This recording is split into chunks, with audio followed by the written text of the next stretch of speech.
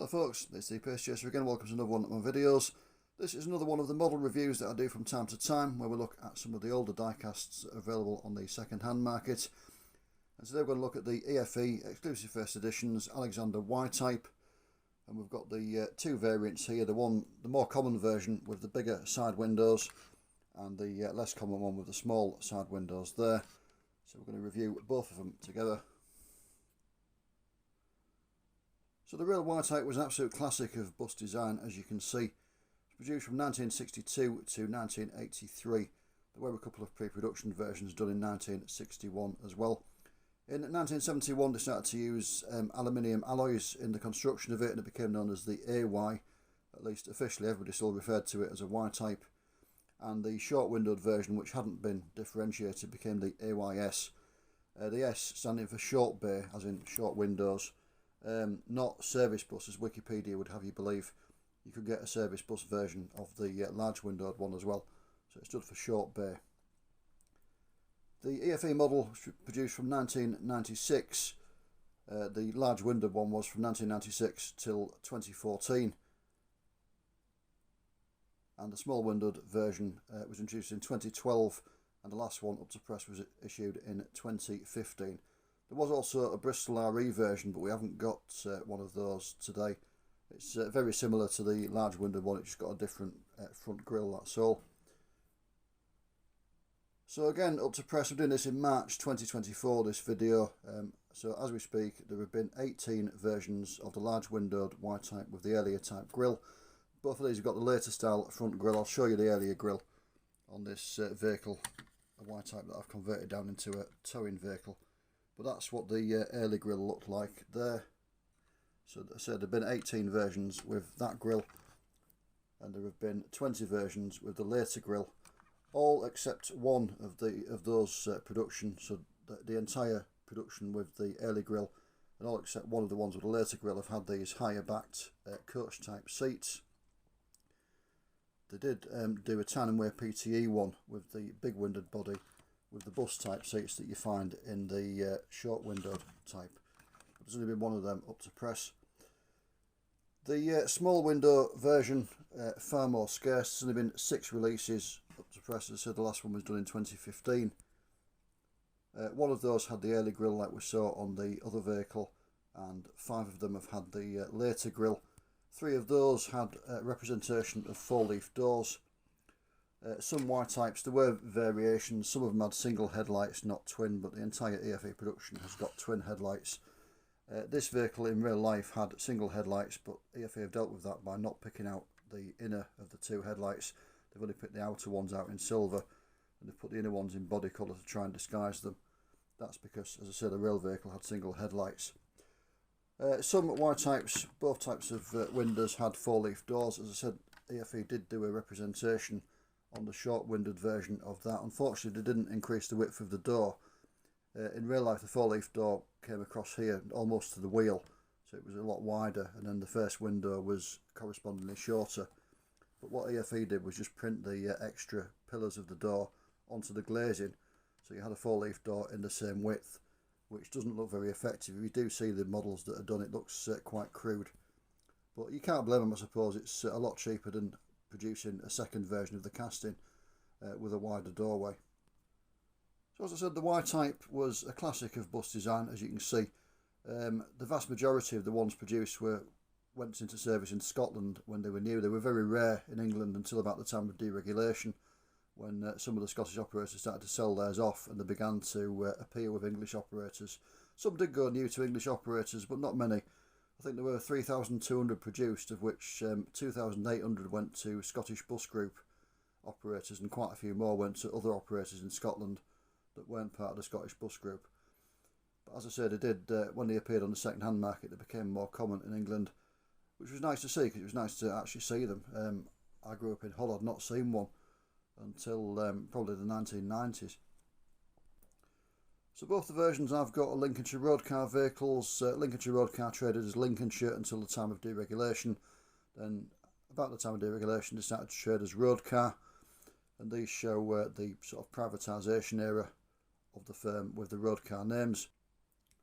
So we've got catalogue number 22703 with the bigger windows, representing vehicle TSJ58S. The real vehicle was new to Western SMT in 1978. It was bought by Road Car in 1995 from Clydeside, Scottish.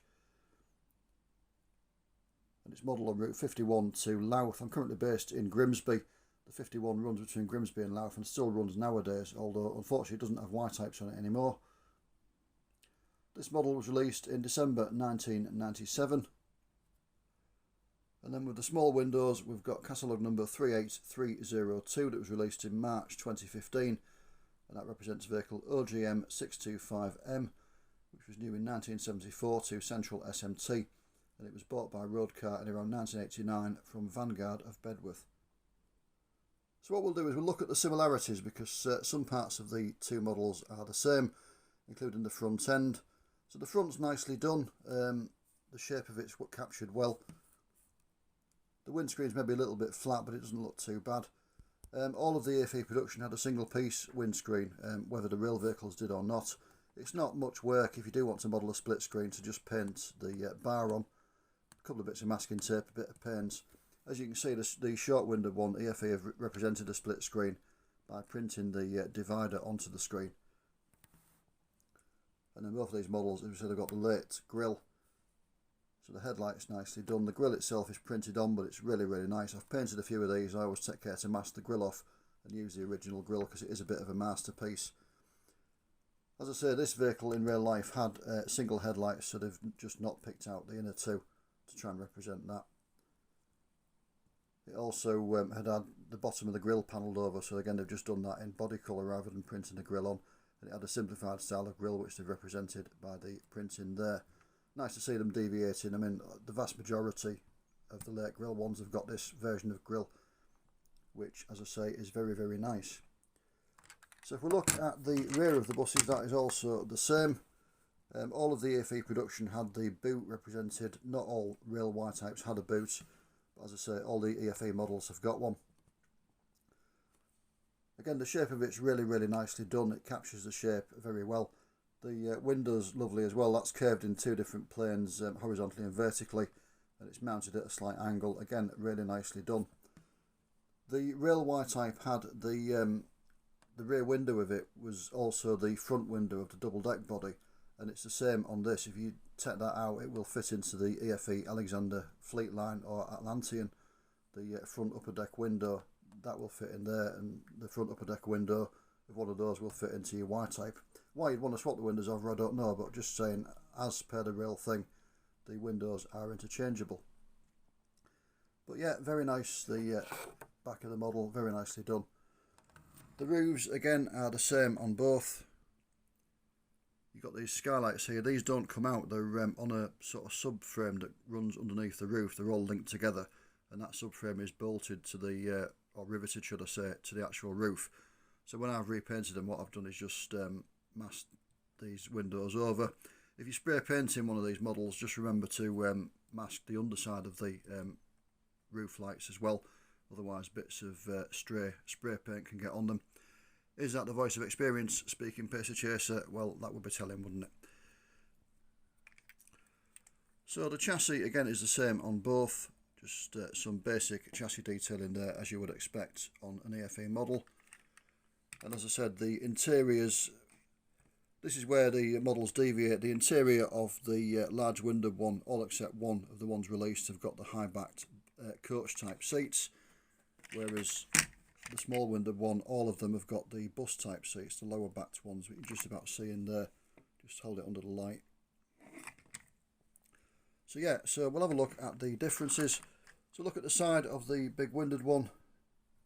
You can see the beading's got this sort of angled step up there. All of the EFE production have got that. Some of the later Y types in real life actually had stripe beading. So if you are repainting one for a particular prototype, just watch out for that. But again, nicely done. The shape of it's captured well. The detailing looks good.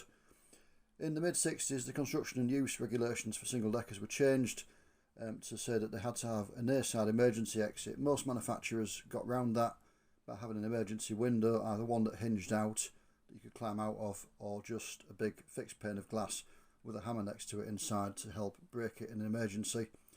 Alexanders were a bit more no nonsense. They just put a second emergency exit on the near side, and that's modelled correctly, as you can see there at the back.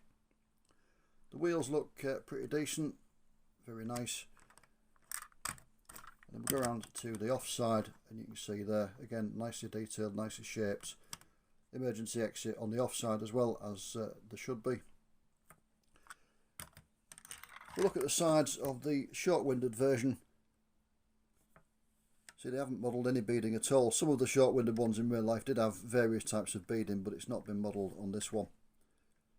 I believe the ones that had it, they've printed it on, but Lincolnshire Road Car at some point had removed it from this one.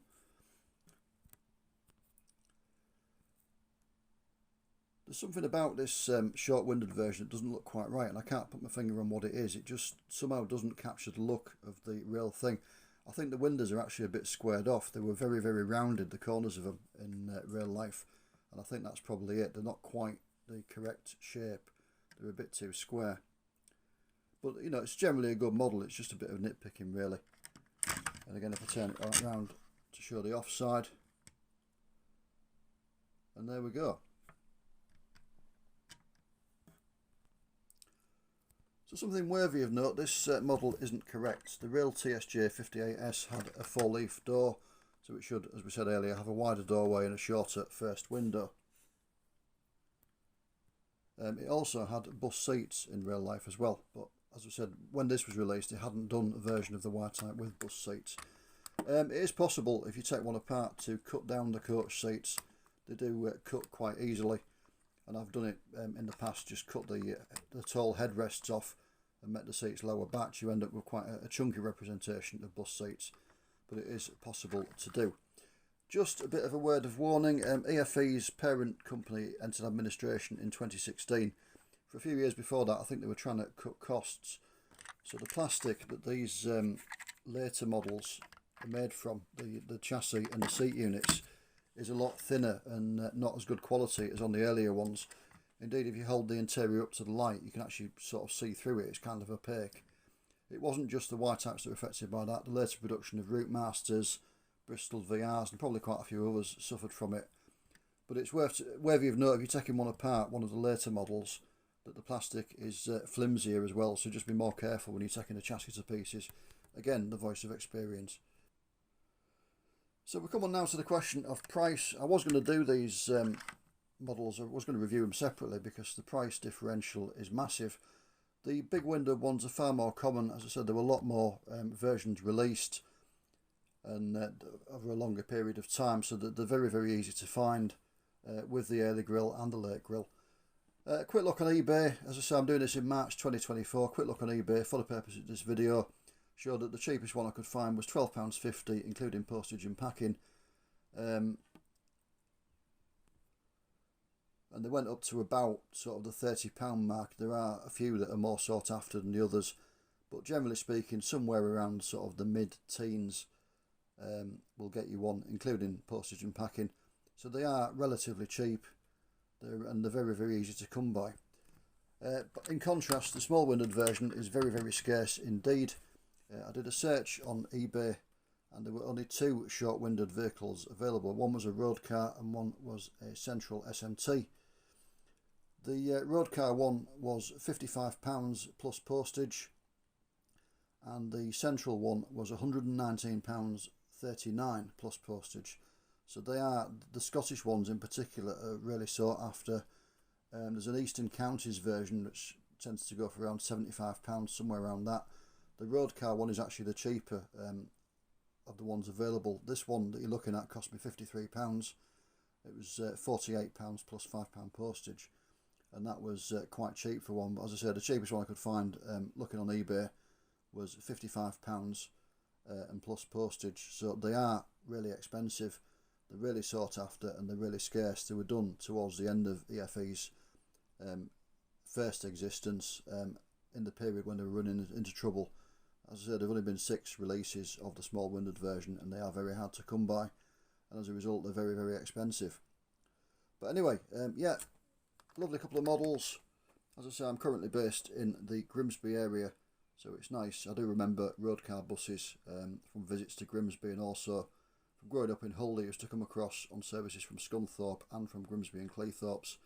So I remember seeing them and I had to have them in my collection. Very nice couple of models, so a couple of inaccuracies here and there, but you know, you kind of expect that. They are nice to look at and they're really nice additions to my display case. So as always, thank you for watching. Take care of yourselves. I'll see you again soon. Bye for now.